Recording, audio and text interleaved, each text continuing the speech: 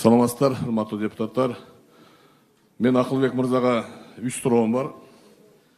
Убагында Акылбек мырза 2010 жылы БШКнын башчысы болуп турган. Ошол шайлоо кандай өттү? Өзүңүз баа бериңиз, сиздин баа бериңиз таза өткөнбү, таза өткөн эмеспи? Биз 10 жылы мыйзамды сактап, мыйзамдын талабын аткарганбыз. Бирок баарыбыз туура түшүнүшүбүз керек. Бул жерде биз 2 миллион, 3 миллионго чейин бизде жаран катышат. Ар биринин кыймыл аракетин же иш аракетин кармап колдон же такташ өтө оор. Бирок колдон келишинче ошол кездеги болгон арыздарды же болбосо кандайдыр көйгөйлөрдү биз чечкенге аракет кылганбыз. Анда айтсаңыз, сиз бүтүн Кыргызстан партиясы өткөнбү ошондо шайлоодон?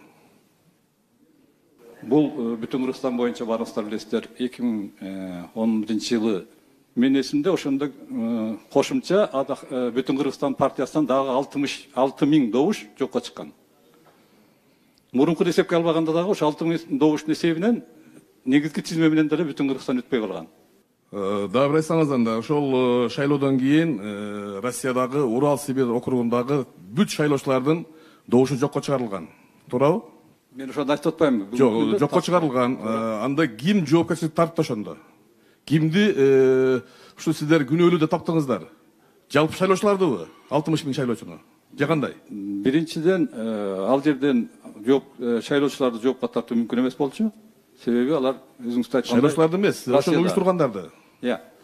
Комиссия отурганда ал жердечи. Комиссияны Шайлоо комиссиясы. Эгер жокко чыккандан кийин бирөө жооп бериш керек.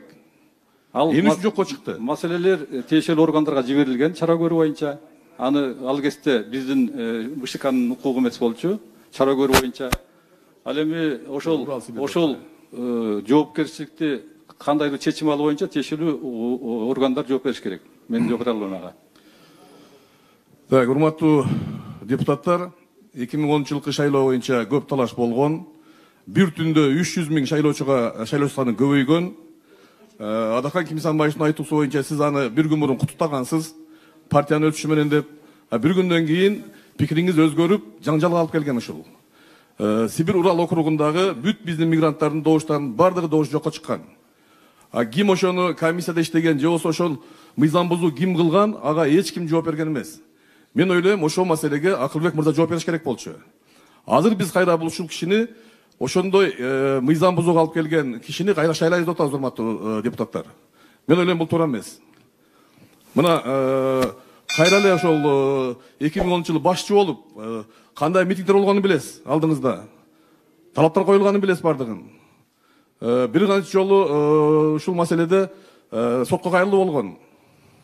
Эми азыр таптаза болгон бардыгы судебно-медицинский экспертиза жокко чыгарылды деп айтып атканыңыз, эмне ошол шайлоочулардын бардыгы психик банда, эмне алардын медициналык текшерип алуудай.